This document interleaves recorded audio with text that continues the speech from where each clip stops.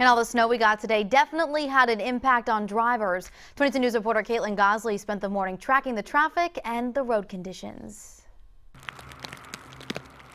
Pinging, sloshing, and scraping.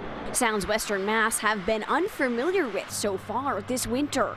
Yeah, I haven't been wearing a jacket all winter, so I just had to put my jacket on today. So yeah, it's pretty cruddy out. A little shock to the system. Yeah, absolutely. I thought spring was on its way, but I guess winter's back. Friday was the first morning this winter season that the majority of Western Massachusetts residents woke up and stepped out their front doors to be greeted by these conditions. A wet, heavy, sticky snow making for a difficult morning commute for many. Well, slippery conditions. The back roads haven't been sanded yet, and the main roads are all in pretty good shape. But just slipping and sliding a bit out there today. It was just slow going because the plows are all out. Before daylight broke Friday morning, 22 News had our cameras out on the Mass Pike and on secondary and side roads in Palmer. By the 6 o'clock hour, snow had begun to build up on cars and lawns. And by 7, conditions had worsened significantly.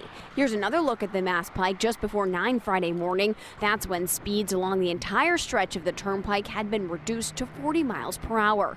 And by 11, the Massachusetts Department of Transportation was reporting more than 3,100 crews were out treating and clearing snow off the roads. In Palmer, Caitlin Gosley, 22 News. And 22 News working for you with a list of tips to drive safely these types of winter weather conditions. Check those out at wwlp.com.